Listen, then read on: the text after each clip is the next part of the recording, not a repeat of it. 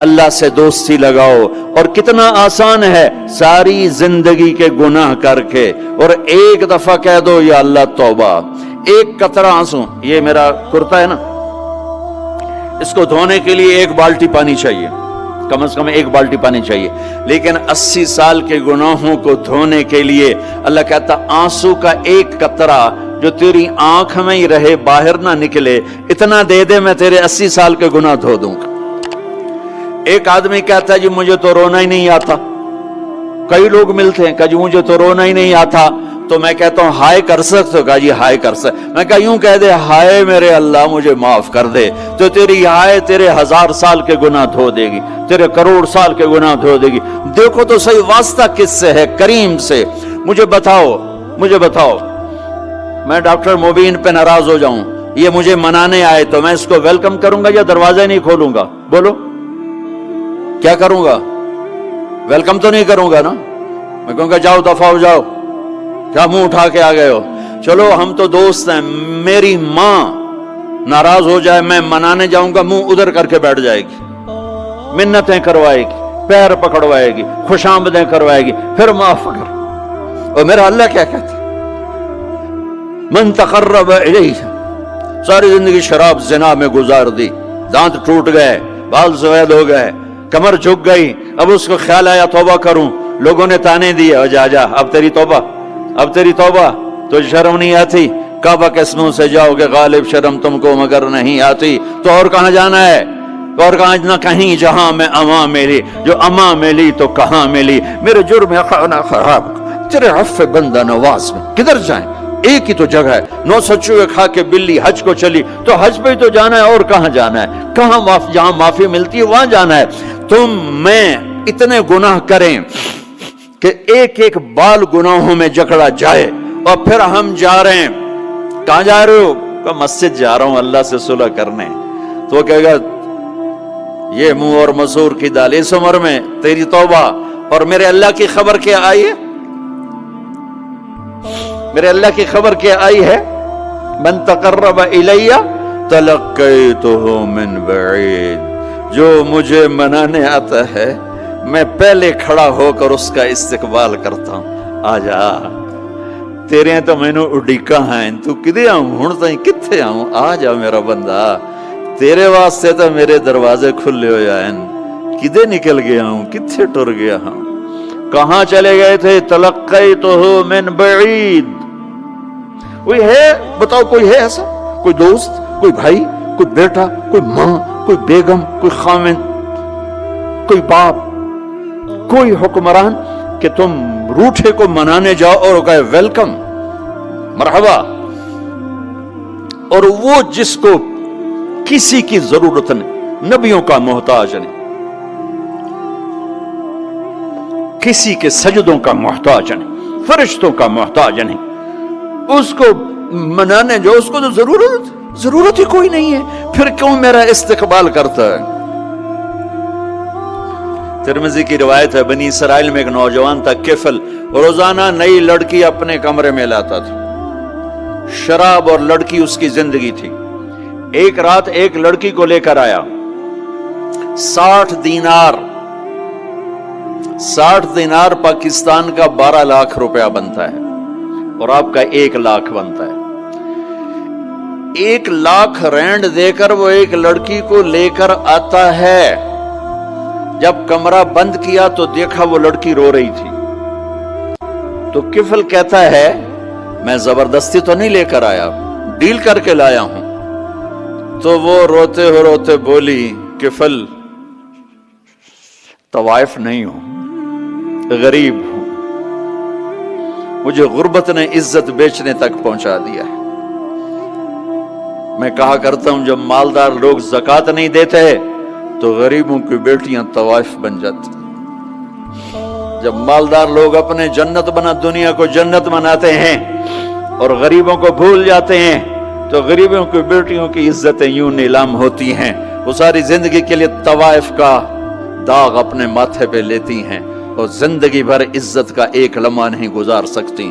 اور طوائفوں سے کھیلنے والے وہ ویسے ہی مسٹر رہتے ہیں، وہ ویسے ہی ہز ہائنس رہتے ہیں، ویسے یور آنر رہتے ہیں. ایک بچی کی عزت برباد ہو گئی اور اس خبیث کی عزت ویسے کے ویسے ہے، اس لیے تو میرے اللہ نے قیامت کا دن رکھا ہے، اس لیے تو میرے اللہ نے قیامت کا دن رکھا ہے۔ ہائے ہائے ہائے ہائے، ایسے تو نہیں حسین سر کٹوا کے نیزوں پہ چڑھ گئے اور آل رسول کے سیٹے گئے اور بوٹی بوٹی ان کے ہو گئی کہ اللہ کو نہیں چھوڑنا باقی سب چھوڑ دیں گے۔ جس امت کے پاس کربلا کی تاریخ ہو وہ امت نماز چھوڑ دے، وہ امت جھوٹ بولے، شراب پی، زنا کرے۔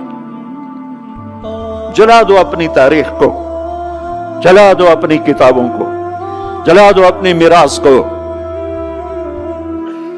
جو کرنا پھر جو مرضی کرو، بھلا دو حسین کی قربانی کو۔ یہ کوئی زندگی ہے جو ہم گزار رہے ہیں؟ وہ عورت رونے لگی، وہ لڑکی رونے لگی، کفل عزت دار ہوں، مجھے غربت نے طوائف بنا دیا ہے۔ تو کفل رو پڑا اور کہنے لگا میری بہن جس عزت سے آئی تھی چلی جا، جو پیسے دیے ہیں جا اپنی غربت مٹا، ہدیہ 60 دینار، 1,00,000 رینڈ بنتا ہے، جا اپنی غربت مٹا اور میرے لیے دعا کر، میں بہت گندا انسان ہوں، میں تیری آنسوؤں کو دیکھ کر میں بھی توبہ کرتا ہوں۔ وہ لڑکی گھر پہنچی، پیچھے کفل مر گیا، اس کو نہیں پتا موت آئی کھڑی ہے سر پہ، وہ مر گیا۔ اللہ آخرت سے پردہ نہیں اٹھایا اللہ نے۔ وَمِن وَرَائِهِمْ بَرْزَخٌ إِلَى يَوْمِ يُبْعَثُونَ، پردہ ہے، مر گیا، کیسے مرا، کس حال میں مرا، کچھ پتہ نہیں ہے، اس کی قدردانی پہ قربان جاؤں۔ کل اگر یہ مردہ ملتا نا اپنے گھر میں، اس کو کسی نے اٹھانا نہیں تھا، کمرے میں ہی دبا دینا تھا، وہیں پتھروں میں اس کو دبا دینا تھا، یہ ایسا انسان تھا، لیکن وہ تو توبہ کر چکا تھا۔ اور توبہ کے بعد کی زندگی 15 منٹ، آدھا گھنٹہ، گھنٹہ، سوا گھنٹہ، 2 گھنٹے ہے، اور 30 سال کی زندگی زنا اور شراب میں ہے، اور آدھے گھنٹے کی زندگی میں صرف نیت کی ہے۔ کل تک تو بھی سورج میں نہیں دیکھا اور موت نے آ کے اٹھا لیا۔ صبح جب ہوئی تو لوگوں نے دیکھا کفل کے گیٹ پہ لکھا ہوا تھا ان اللہ قد غفر للکفل، لوگوں اللہ نے کفل کو معاف کر دیا۔ یہ کیوں لکھوایا؟ یہ کیوں لکھوایا؟ اس لیے لکھوایا کہ اب یہ ہمارا دوست ہے اور اس کو عزت سے ہمارے پاس پہنچاؤ۔ یہ شرابی بھی تھا، یہ زانی بھی تھا، یہ سب کچھ تھا۔